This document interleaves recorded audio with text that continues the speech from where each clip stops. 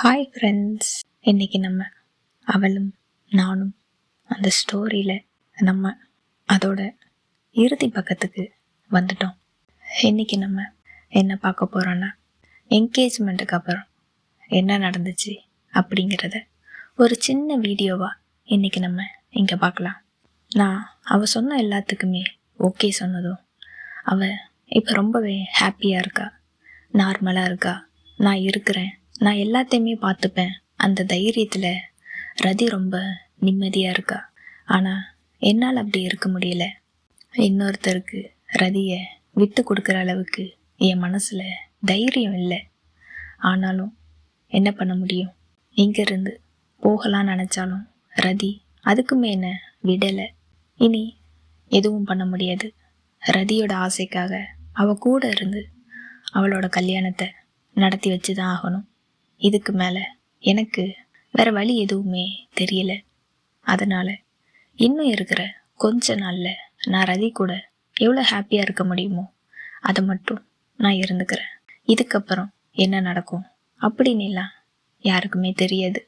After marriage நாங்கள் ஒன்றா இருப்போமா, பேசுவோமா, பேச மாட்டோமா, எதுவுமே தெரியாது. ஸோ இந்த 2 மாதம் எனக்கு லைஃப்பில் ரொம்பவே முக்கியமானது. அதுக்காக என்னோடய ஃபீலிங்ஸை நான் கொஞ்சம் தள்ளி வச்சுட்டு ரதி கூட மறுபடியும் பேசி பழக ஆரம்பித்தேன். அவளோட மெமரிஸ் நிறைய இன்னும் அதிகமாக சேர்த்து வைக்க ஆரம்பித்தேன். இதை பைத்தியக்காரத்தனம் அப்படின்னு கூட சொல்லலாம். ரதி யூஸ் பண்ண ஒவ்வொரு திங்ஸ் நான் சேர்த்து வச்சேன். அப்போது தீபாவளி வந்துச்சு. நான் அந்த டைம் ரதிக்கும் எனக்கும் ஒரே கலரில் சாரீ வாங்கினேன். அதை ரதியே ப்ளவுஸுமே ஸ்டிச் பண்ணி கொடுத்தா. ரதி வேலைக்கு போகிறத நிறுத்தினதுக்கப்புறம் அந்த ஸ்டிச்சிங் ஒர்க்கு பண்ணிகிட்டு இருந்தா. எனக்கு நிறைய பண்ணி கொடுத்துருக்கா. என்னோடய டிஷர்ட்டில் என்னோடய இனிஷியல் எம்ப்ராய்டிங் பண்ணி கொடுத்துருக்கா. ஒரு கர்ச்சீஃபில் எங்கள் 2 பேரோட பேர் எழுதி கொடுத்துருக்கா. இப்போ இந்த ப்ளவுஸுமே ரதி தான் ஸ்டிச் பண்ணா. நாங்கள் அன்றைக்கி 2 பேருமே அந்த சாரீ கட்டிக்கிட்டு ஃபோட்டோ எடுத்துகிட்டு அந்த தீபாவளியை ஒன்றா செலிப்ரேட் பண்ணணும். அதே மாதிரி நான் என்ன பண்ணாலும் ரதிக்குமே செய்வேன். ஒரே கலரில் 2 பேருமே ஸ்லிப்பர் வாங்கி போட்டுக்கிட்டோம். எனக்காக அவளும் அவளுக்காக நானும் ஸ்டேட்டஸை மாற்றி மாற்றி வைப்போம். நைட் ஆனாலே அப்படி நல்லா தான் போச்சு. ரதி என் கூட தானே இருக்கா, க்ளோஸாக தானே இருக்கா. அப்படிங்கும்போது எனக்கு கொஞ்சம் எதுவும் தெரியலை, நல்லா ஜாலியாக தான் போயிட்டு இருந்துச்சு. ரதியோட சிரிப்பில் நான் எல்லாத்தையுமே மறந்தேன். அவள் சிரிப்பு மட்டும் போதும், அவள் சிரிச்சுக்கிட்டே இருக்கணும், அதை மட்டும்தான் நான் எதிர்பார்த்துருந்தேன். என்னதான் நான் வெளியில் சிரித்தாலும் எனக்குள்ள ஒரு வழி இருந்துக்கிட்டே தான் இருந்துச்சு. அதை என்னால் எதுவுமே பண்ண முடியல. இப்படி நல்லா போயிட்டுருக்கும்போது என்கேஜ்மெண்ட் முடிஞ்சதுக்கப்புறம் அந்த பையனும் பேச ஆரம்பித்தான். ரதிக்கிட்ட பேசுகிறான்னு சொல்கிறத விட டார்ச்சர் பண்ணான். என்கேஜ்மெண்ட்டு தான் ஆகிருச்சுல்ல, நீ இப்போ என்கிட்ட பேசலாமே, கண்டிப்பாக பேசு அப்படின்னு சொன்னான்.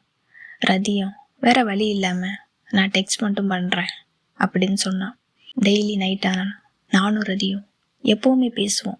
12 மணி 1 மணி வரைக்கும் பேசிட்டு தான் தூங்குவோம். அவன் டெக்ஸ்ட் பண்ணதுனால ரதியால் என் கூட பேச முடியல. என்கிட்ட கேட்டா டெக்ஸ்ட் பண்ண முடியுமா அப்படின்னு. நம்ம எப்போவும் வழக்கமாக கால் தானே பேசுவோம், இப்போ என்ன டெக்ஸ்ட்டு அப்படின்னு கேட்டேன். இல்லை, அந்த பையன் பேச சொல்கிறான், அவனுக்கு டெக்ஸ்ட் பண்ணுறேன், நீயும் டெக்ஸ்ட் பண்ணு, நம்ம அதிலேயே பேசலாம் அப்படின்னு சொன்னான். நான் பரவாயில்ல ரதி, இருக்கட்டும், நீ அவன் கூட பேசு, நான் தூங்குறேன்னு சொன்னேன். ஜெசி, நீ இந்த மாதிரி பண்ணாத, எனக்கு நீயும் தான் வேணும், நான் டெக்ஸ்ட் பண்ணுறேன், எனக்கு தெரியாது, இப்போ நீ ரிப்ளை பண்ணியிருக்கணும் அப்படின்னு சொன்னான். நானும் கொஞ்ச நேரம் ரிப்ளை பண்ணினேன். எப்போவும் ரதி ரொம்ப ஃபாஸ்ட்டாக ரிப்ளை பண்ணுவாள். அந்த வாட்ஸ்அப் அந்த ஆப்லேயே தான் இருந்து அவ்வளோ ஸ்பீடாக ரிப்ளை பண்ணிகிட்ருப்பா. இப்போ அந்த வேகம் எல்லாமே குறைஞ்சிது. எனக்கு புரிஞ்சுது எல்லாமே. நான் கொஞ்சம் கொஞ்சமாக விலக ஆரம்பித்தேன். இல்லை ரதி, எனக்கு தூக்கம் வருது, நான் போகிறேன் அப்படின்னு சொன்னேன். ரதியும் அதை கண்டுபிடிச்சா. நீ எதனால் போகிறேன்னு எனக்கு தெரியுது, இந்த மாதிரிலாம் பண்ணாத, நம்ம எப்பவும் பேசுவோம், நீ போகாதன்னு சொன்னான். நான் எதையுமே கேட்கல. இல்லை, நீ பேசு அப்படின்னு சொன்னேன். என்னோட ரதியை நானாச்சும் புரிஞ்சுக்கணும்ல. அந்த பையன் டார்ச்சர் பண்ணுறான், ரதி பேசுகிறா. அதே மாதிரி நானும் ரதிக்கு ஒரு டிஸ்டர்பன்ஸாக இருக்கக்கூடாதுல்ல. நான் விலகிட்டேன். அப்போவே கொஞ்சம் கொஞ்சமாக பேசுகிறத நிறுத்தினேன். அந்த பையன் ரதி கூட பேசிகிட்டு இருந்தான். எனக்கோ அந்த கஷ்டத்தை தாங்கிக்கவே முடியலை. ரதி அவளோட ஃபீலிங்ஸு எல்லாமே என்கிட்ட ஷேர் பண்ணா. ஆனால் என்னால் அப்படி பண்ண முடியல. நான் என்னோடய ஃபீலிங்ஸை ஷேர் பண்ணா ரதி கஷ்டப்படுவா அப்படிங்கிறதுக்காக எல்லாத்தையுமே எனக்குள்ளே போட்டு மறைச்சி வைக்க ஆரம்பித்தேன். அப்படியே ரொம்ப கஷ்டமாக இருந்துச்சுன்னா நான் ரதியை பார்க்க போயிடுவேன். போயிட்டு அவளை ஒரு ஹக் பண்ணிப்பேன். நீ எதுவும் பேசாத, நான் 2 நிமிஷம் ஹக் பண்ணிக்கிறேன் அப்படின்னு சொல்லிட்டு ரதியை ஹக் பண்ணிப்பேன். அப்போ இருந்த எனக்கு ஒரே ஆறுதல் அது மட்டும்தான். அதுக்கப்புறம் நாளுமே நெருங்கிக்கிட்டே இருந்துச்சு. அவளோட மேரேஜ், ஒர்க்கு எல்லாமே போயிட்டு இருந்துச்சு. நான் டெய்லியுமே ரதி வீட்டுக்கு போவேன். அங்கே எல்லா வேலையுமே ரதிக்காக என்ன பிடிக்கும் பிடிக்காது எல்லாமே பார்த்து பார்த்து செஞ்சுக்கிட்டு இருந்தேன். இன்விடேஷன்லேருந்து எல்லாமே. நானும் அவங்க ஃபேமிலியில் ஒருத்தி அந்த மாதிரி தான் என்னை பார்த்தாங்க. ஸோ நானுமே அங்கே தான் இருந்து எல்லாமே பண்ணிகிட்டு இருந்தேன். எல்லாமே என்னோடய கண்ணு முன்னாடியே தான் நடந்துட்டு இருந்துச்சு. என்னால் அதை தாங்கிக்க முடியல. அங்கே எல்லாரும் முன்னாடியும் சிரிச்சிட்டு அது எல்லாத்தையுமே பார்த்துட்ருப்பேன். ஆனால் வீட்டுக்கு வந்ததுக்கப்புறம் அவ்வளோ கஷ்டமாக இருக்கும். என் ஃபீலிங்ஸை யாருக்கிட்ட சொல்லி அழுறதுன்னு தெரியாமல் கஷ்டப்பட்டுட்டு இருந்தேன். அப்போ தான் எனக்கு கிடச்ச ஒரு ஃப்ரெண்டு. என்னோடய டைரி எல்லாமே எழுதினேன். நான் என்ன ஃபீல் பண்ணுறேன், என்ன கஷ்டப்படுறேன், எனக்கு ரதி வேணும் அப்படிங்கிற மாதிரி எல்லாமே நான் எழுத ஆரம்பித்தேன். தினமும் நடக்கிறத நான் என்ன கஷ்டப்படுறேன் அப்படிங்கிற ஒவ்வொரு விஷயமா நான் எழுதினேன். அதையுமே யாரும் பார்க்கக்கூடாது அப்படிங்கிறதுக்காக எழுதி முடிச்சிட்டு அதை மொத்தமாக அப்படியே கிழிச்சு போட்டேன். அப்போ தான் கொஞ்சம் நிம்மதியாக இருந்துச்சு, மனசுக்கு ரிலாக்ஸாக இருந்துச்சு. இதை டெய்லியுமே பண்ணிகிட்டு இருந்தேன். வீட்டுக்கு போகிறதும் வந்து நான் ஃபீல் பண்ணுறதும் டைரி எழுதுறது கிழிக்கிறது இது என்னோட ஒரு ரொட்டீனாகவே மாறிடுச்சு. அதுக்கப்புறம் எனக்கு ஒரு ஆசை இருந்துச்சு. ரதிக்கு என்னோட நேமில் நான் ஒரு ரிங்கு போட்டேன்ல, இப்போ அதே மாதிரி நான் அன்றைக்கி ஒரு கோயிலுக்கு போயிருந்தேன். டேட்டூ ஷாப் அதையுமே பார்த்ததும் எனக்கு தோணுச்சு, ரதியோட நேமை நம்ம டேட்டூ போட்டுக்கலாம் அப்படின்னு. டேட்டூ எனக்கு ரொம்ப நாள் ஆசையாகவே இருந்துச்சு. ஆனால் இப்போது அவளோட பேரை போட்டுக்கணும் அப்படிங்கிற இன்னொரு ஆசையுமே வந்துச்சு. யோசிக்காமல் ரதியோட பேரை என்னோட கையில் டேட்டூ போட்டுக்கிட்டேன். அம்பு அந்த சிம்பிளில் சென்டரில் ரதியோட நேம் போட்டு கலரிங்லாம் பண்ணி பார்க்கவே அவ்வளோ அழகாக இருந்தது. ஆனால் எனக்கு கொஞ்சம் கூட வலிக்கலை. நான் அவன் போடுறதையே அப்படியே பார்த்துட்டு இருந்தேன். சொன்னான், நீங்கள் இதை பார்க்காதீங்க அப்படின்ட்டு. நான் அதையே தான் பார்த்துட்டு இருந்தேன். வீட்டுக்கு வந்ததும் ஃபஸ்ட்டு ரதிக்கிட்ட தான் காமிச்சேன். ரதி பார்த்துட்டு திட்டுனா, நீ ஏன் இப்படி பண்ணுற, நீ போட்டிருக்கிறது எனக்கு வலிக்குது அப்படின்னு சொன்னான். ஏன்னா அந்த செகண்ட் தானே போட்டிருந்தேன், அதுவும் கலரிங் அந்த ரெட் கலர்லாம் பண்ணி அப்படி பிளட்டு வந்த மாதிரி அப்படி இருந்துச்சு.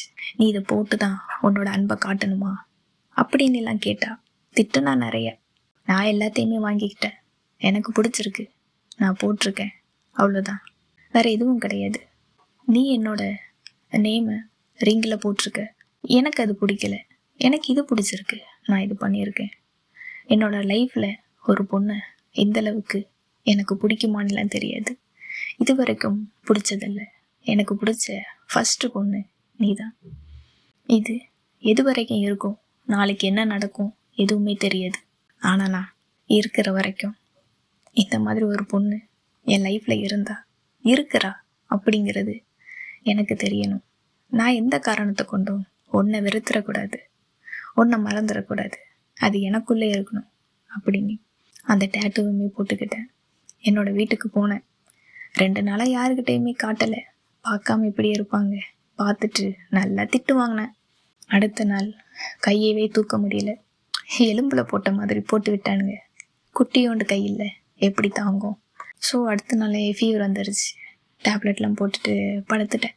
ஆனாலும் அந்த கையை ஒரு 1000 டைம் பார்த்துருப்பேன். அந்த பேரை பார்த்து அவ்வளோ ரசித்தேன். எனக்கு ரொம்ப பிடிச்சிருந்தது. இப்போ வரைக்கும் என்னோடய கையில் தான் டேட்டூ இருக்குது. ஒரு நாளைக்கு 100 டைம் பார்ப்பேன். அதுக்கப்புறம் மேரேஜ் டேட்டு அவ்வளோ பக்கத்தில் வந்துருச்சு. அன்றைக்கி ரதி வீட்டில் ஒரு குட்டி ஃபங்க்ஷன் வச்சுருந்தாங்க. அவங்க வீட்டில் இருந்து எல்லாருமே பையன் வீட்டுக்கு போயிருந்தாங்க. ரதி மட்டும்தான் இருந்தா. என்னையே தான் வர சொல்லியிருந்தாங்க. நானுமே போனேன். அன்னைக்கு ரதி நான் வாங்கி கொடுத்த நேவி ப்ளூ கலர் சாரீ கட்டியிருந்தா. அதை பார்க்குறதுக்காகத்தான் என்ன வர சொல்லியிருக்கா. இது 2வது டைம் ரதி அந்த சேரீயை கட்டியிருக்கா. ஃபஸ்ட் டைம் கட்டும்போது நான் அவளை வீடியோ காலில் தான் பார்த்தேன். ஃபஸ்ட் டைம் கோவில் ஃபங்க்ஷனுக்கு தான் அவனோட சாரியை கட்டணும் அப்படின்னு கட்டியிருந்தா. வீடியோ காலில் காமிச்சா. ஆனால் இன்றைக்கி தான் நேரில் பார்க்குறேன். அந்த சாரியில் ரதி அவ்வளோ அழகாக இருந்தா. பார்த்துக்கிட்டே இருந்தேன். அவ்வளோ பிக்கு. அன்றைக்கு ஒரு 100 பிக்கு எடுத்திருப்பேன் ரதியை மட்டும். அவளுக்கு தெரிஞ்சு ஒரு 50 எடுத்திருப்பேன். அவளுக்கு தெரியாமல் அவளை ரசிச்சுக்கிட்டே அது ஒரு 50 பிக்கு எடுத்திருப்பேன். அன்னைக்கு ரதி என்ன ஃபீல் பண்ணாலும் தெரியாது. என்னையை கூப்பிட்டு உட்கார வச்சு என்னோட மடியில் அப்படி படுத்துக்கிட்டா. கொஞ்ச நேரம் ஃபீல் பண்ணிட்டு அப்படியே படுத்திருந்தா. மேரேஜ் பயம் அவளுக்கும் இருந்திருக்கும். அதுக்கப்புறம் ஒன்றா தான் சாப்பிட்டோம். சாப்பிட்டுட்டு நான் அங்கேருந்து கிளம்பிட்டேன். ரதி சொன்னா, மண்டபத்துக்கு முந்தின நாளே போகிறோம், நீ வந்திருக்கணும், நீ என் கூட தான் இருக்கணும், என் பக்கத்தில் தான் இருக்கணும் அப்படின்னு சொல்லிட்ட. நானும் கேட்டு பார்த்தேன், காலையில் வர்றேனே அப்படின்னு கேட்டேன். ரதி விடலை. ஈவினிங் நான் கிளம்பும்போது என் கூட தான் வரணும் அப்படின்னே சொல்லிட்டா. நானும் வேறு வழி இல்லாமல் அன்னைக்கு ரெடி ஆகினேன். ரதி வீட்டு வாசலில் போய் நின்னேன். அவ்வளோ நேரம் தைரியமாக இருந்த எனக்கு அங்கே போனதும் என்னோட மொத்த தைரியமும் போயிருச்சு. ரதிக்கு கால் பண்ணேன். அப்போவும் ரதி நான் வரலப்பா, நான் வரலை அப்படின்னு சொன்னேன். ரதி நீ என்கிட்ட விளையாடாத, நீ இப்போ வந்திருக்கணும், நாங்கள் கிளம்பிட்டுருக்கோம், நீ வான்னு சொன்னா. இல்லை ரதி நான் வரலைன்னு சொல்லவும் ரதி அழுதுட்டா. உடனே நான் போய் தாண்டி சொன்னேன், தோ வீட்டு முன்னாடி தான் இருக்கேன், இப்போ வந்துடுறேன்னு சொல்லி ரதி முன்னாடி போய் நின்னேன். அவள் கண்ணு கலங்கி போய் இருந்துச்சு. நான் வரலன்னு சொன்னதும் இல்லை அழுதுட்டா. ரதியோட காலுக்கு ஃபுல்லாக மருதாணி வச்சு விட்டேன். என்னோட கையில் கோன் தான் வைக்கணும்னு சொல்லிட்டான். ஸோ காலுக்கு மட்டும் அழகாக மருதாணி வச்சு விட்டேன். அன்னைக்கு நைட்டு மண்டபத்துக்கு போனதும் அங்கே போய் கோன் வச்சு விட்டுட்டு இருந்தாங்க அவங்க அக்கா. ரதி நல்லா தூக்கம் வருது அப்படின்னு என்னோட மடியில் படுத்துக்கிட்டா. என் கையை மட்டும் அழிச்சிக்காம நீ பார்த்துக்கோ அப்படின்னு அவளோட கையை என்கிட்ட கொடுத்துட்டு ரதி தூங்கிட்டா. அந்த கோன் வச்சு முடித்ததும் நானும் ரதியும் சேர்ந்து தான் தூங்கினோம். ரதி என்னோட நெத்தியில் கிஸ் பண்ணிட்டு என்னை ஹக் பண்ணிட்டு படுத்திருந்தா. எதை பற்றியும் யோசிக்காத, ஃபீல் பண்ணாத, நம்ம எப்பவும் போல் பேசலாம் அப்படின்னு சொன்னான். எனக்கு என்ன பதில் சொல்கிறது அப்படி என்னெல்லாம் தெரியல. நான் பேசாமல் படுத்திருந்தேன். எனக்கு தூக்கமே வரலை. ரதி நல்லா தூங்கிட்டா. இதுதான் நாங்கள் 2 பேரும் சேர்ந்துருக்கிற கடைசி நாள். எனக்கு எப்படி தூக்கம் வரும்? நான் ரதியை பார்த்துட்டு இருந்தேன். அடுத்த நாள் காலையிலுமே ஆச்சு. அவசரமாக கிளம்பிட்டு இருந்தாங்க. ரதியை ஃபுல்லாக நான் தான் ரெடி பண்ணேன். சாரீ கட்டுறது, மேக்கப் போடுறது, ஹேர் ஸ்டைல் பண்ணுறது, இது எல்லாமே பார்த்து பண்ணிகிட்டு இருந்தேன். அவளோட உதட்டுக்கு லிப்ஸ்டிக் போடுறது அவ்வளோ அழகாக போட்டு விட்டேன். நிறைய ஃபோட்டோஸ் எடுத்தேன். ரதி அது வரைக்கும் என்னோடய கையை பிடிச்சிக்கிட்டே தான் இருந்தா, விடவே இல்லை.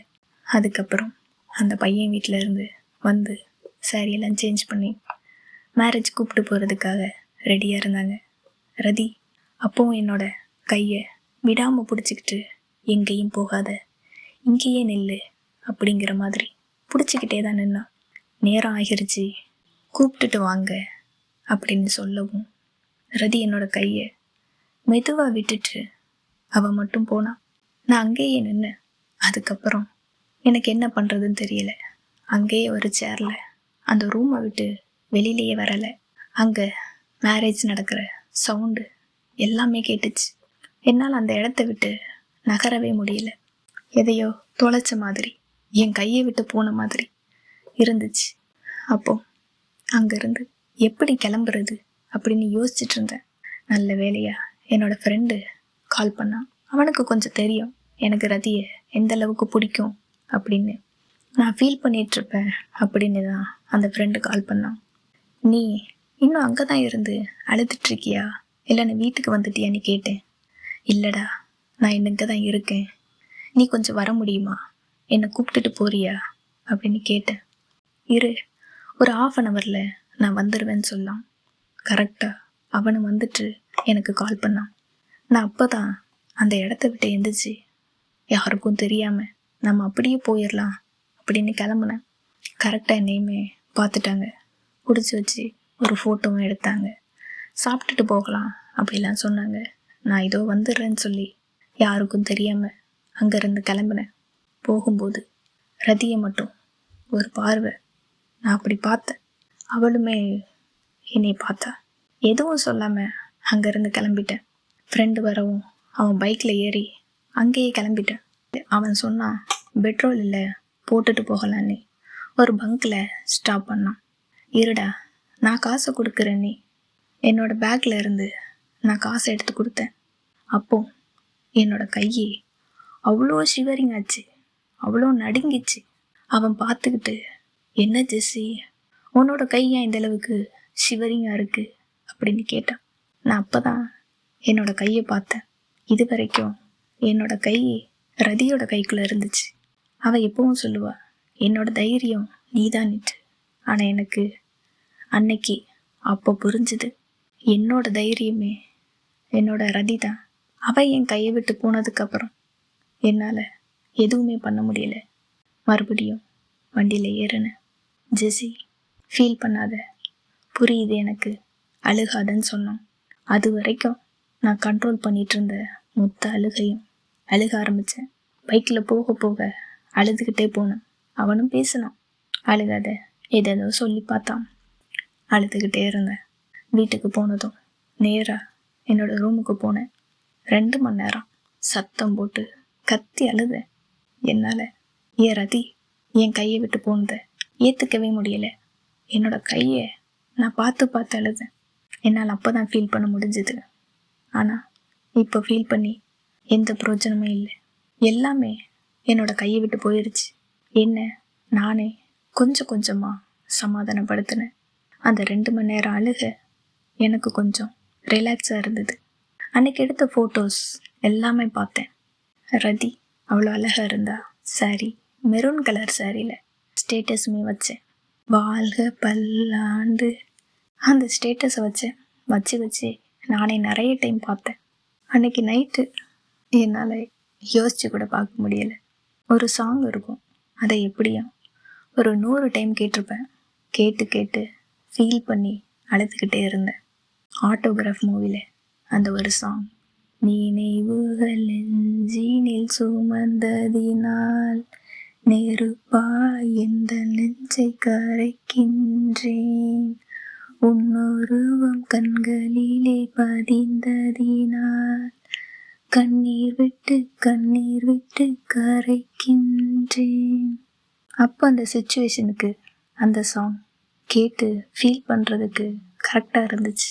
அதுலேயும் இன்னொரு லைனுமே இருக்கும், தாய் தந்தைக்காக என்னை பிரிந்து காதலை காகிதமாய் தூக்கி எறிந்து பெண்ணே உன்னால் முடிகிறதே, என்னால் ஏனோ முடியவில்லை, எனக்கே என்னை பிடிக்கவில்லை, காரணம் கேட்டால் தெரியவில்லை. இந்த சாங்கை நான் அவ்வளோ டைம் கேட்டு ஃபீல் பண்ணி அழுது என்னால் நினச்சி கூட பார்க்க முடியல அந்த நாளை. அதுக்கப்புறம் இங்கே இருந்தால் நம்ம இப்படியே தான் இருப்போம், இதுக்கு மேலே சரி வராது. எனக்குமே ஒரு சின்ன சேஞ்சு தேவைப்பட்டுச்சு. ரதி ஆசைப்பட்ட மாதிரி அவள் கூடவே இருந்து அவள் மேரேஜுமே முடிச்சு வச்சேன். இப்போ நான் இங்கேருந்து கிளம்புறேன். இந்த ஊரில் ரதியோட நினைவுகளில் இதுக்கு மேலேயும் என்னால் இருக்க முடியாது. நான் இப்போவே ஊரை விட்டு போகலான்னு முடிவு பண்ணேன். மறுபடியும் ரதியோட அழகான நினைவுகளை மட்டும் எடுத்துட்டு நான் சென்னைக்கு பஸ் ஏறினேன். அப்போவும் பஸ்ஸில் அந்த சாங், இந்த சாங் எங்கே போனாலும் என்ன விடவே விடாது போல். அந்த பஸ்ஸில் அந்த சாங்கை கேட்டதும் நான் மறுபடியும் அழுக ஆரம்பிச்சிட்டேன். அந்த பூவை உனக்காக மூவியில் விஜய் அவன் ஆசைப்பட்ட பொண்ணையே இன்னொரு பையன் கூட சேர்த்து வச்சுட்டு அங்கேருந்து கிளம்புவாங்க. உன்னை நீங்கி என்னாலும் எந்த ஜீவன் வாழாது உந்தன் அன்பில் வாழ்வதற்கு ஜென்மம் 100 போதாது. நீ என்னை சேர்ந்திடும் வரையில் இதயத்தில் சுவாசங்கள் இல்லை. நீ வந்து தங்கிய நெஞ்சில் யாருக்கும் இடமே இல்லை. ஆசை காதல் கைகளில் சேர்ந்தால் வாழ்வே சொர்க்கம் ஆகுமே. அந்த சாங்கு கேட்டு மறுபடியும் பழைய நினைவுகள், அதுக்குள்ள பழசா? நேற்று தானே எல்லாமே நடந்துச்சு, அது என்றைக்குமே பழசாகதில்ல. அந்த நினைவுகளோட சென்னைக்கு வந்திருக்கேன். இதுக்கப்புறம் நம்ம என்ன நடந்துச்சு அப்படிங்கிறத நாளைக்கு வீடியோவில் பார்க்கலாம், சரியா?